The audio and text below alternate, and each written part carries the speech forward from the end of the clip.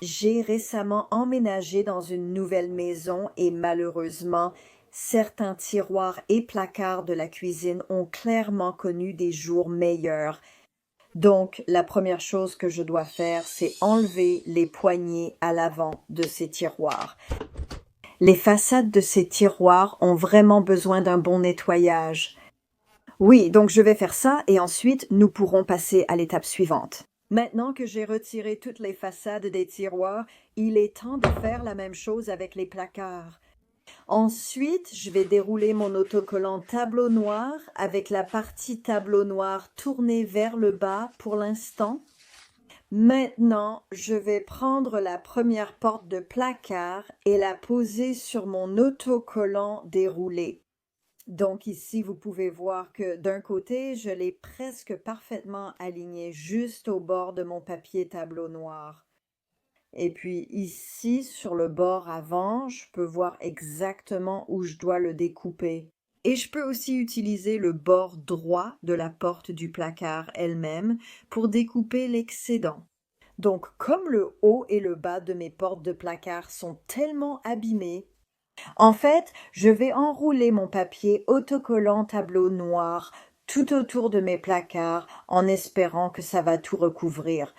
J'ai maintenant la porte de mon placard posée face contre le papier autocollant, donc je peux commencer par coller la partie à l'arrière. Et j'aime toujours utiliser un petit livre à couverture souple pour m'aider à coller mes papiers autocollants et à éliminer les bulles d'air. Je trouve simplement que ça fonctionne beaucoup mieux et que c'est bien plus doux que d'utiliser un outil en plastique comme une raclette ou une carte bancaire. Si vous travaillez sur une surface qui n'est pas totalement droite ou qui est assez abîmée, comme cette porte de placard, alors assurez-vous d'avoir une épingle à portée de main. Comme ça, vous pouvez facilement percer un trou dans ces toutes petites bulles d'air qui apparaissent parfois. Il suffit de faire quelques petits trous, puis d'utiliser votre livre et tout l'air sortira par les trous, ce qui vous donnera une belle surface bien plate. Et maintenant, je vais répéter tout ce processus avec l'avant de mes tiroirs. Maintenant que j'ai recouvert toutes les façades de mes tiroirs, je peux tout remettre en place. À quel point ça a l'air incroyable! C'est vraiment une belle amélioration. Je suis tellement satisfaite du résultat, on ne voit plus du tout les zones abîmées. Ça rend super bien avec les carreaux noirs et blancs, ainsi qu'avec la crédence noire et blanche là-bas. Waouh, ça n'a vraiment pas pris beaucoup de temps, tu sais. En plus, ça n'a coûté qu'environ 4 $ de papier adhésif tableau noir, donc c'est fantastique.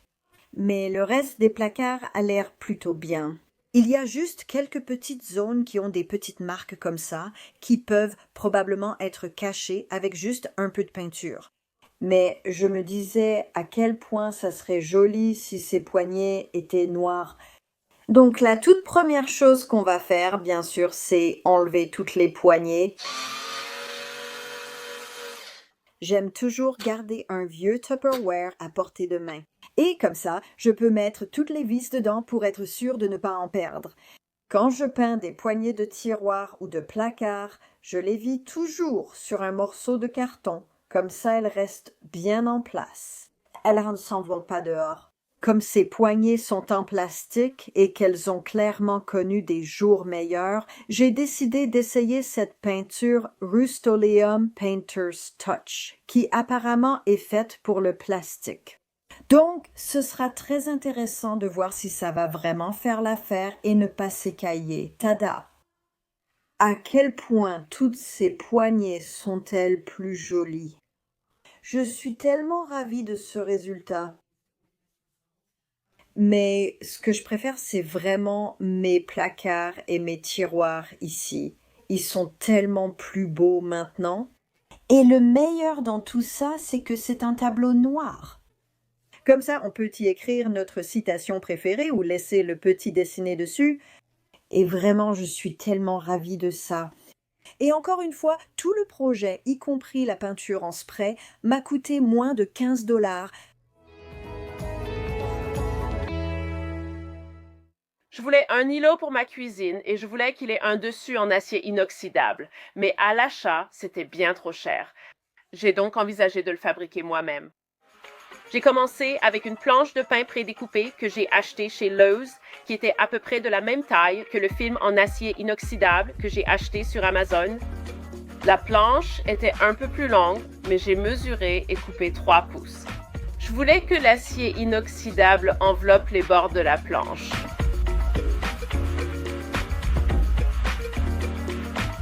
Pour les pieds, j'ai mesuré et découpé des planches de pain de 1 par 3 et 1 par 4 pouces à 32 pouces et 3 quarts.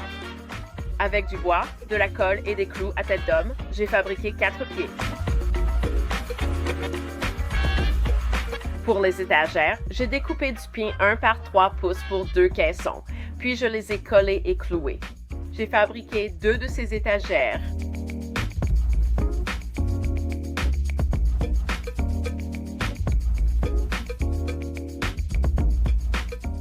J'ai fixé les pieds à l'extérieur de l'étagère du bas, puis je l'ai retourné et j'ai fixé l'étagère du haut exactement de la même façon.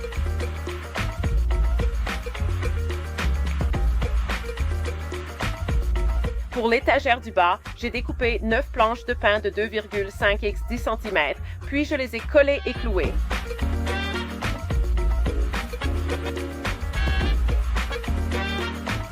Pour les côtés de l'îlot, j'ai ajouté des planches de pain de 2,5 par 7,5 cm découpées en forme de V, puis je les ai collées et clouées de chaque côté.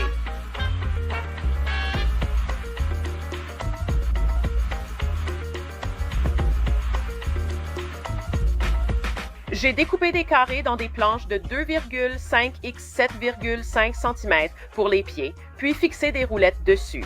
Elles ont été collées et clouées en place sous chaque pied. J'ai posé le dessus en place et j'ai mesuré tout autour pour m'assurer qu'il était à égale distance. Ensuite, je l'ai cloué en place.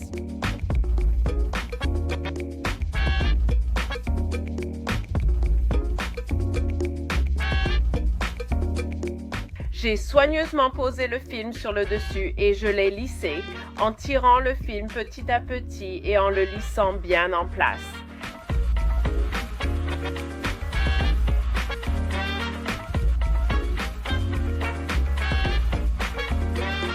Pour les bords, je replie le film sur les côtés et je l'agrafe en place.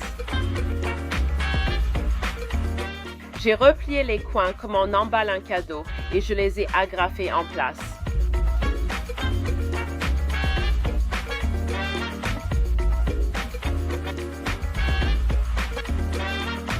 J'ai terminé l'îlot en teintant et en scellant tout le bois. Il rend vraiment bien dans ma cuisine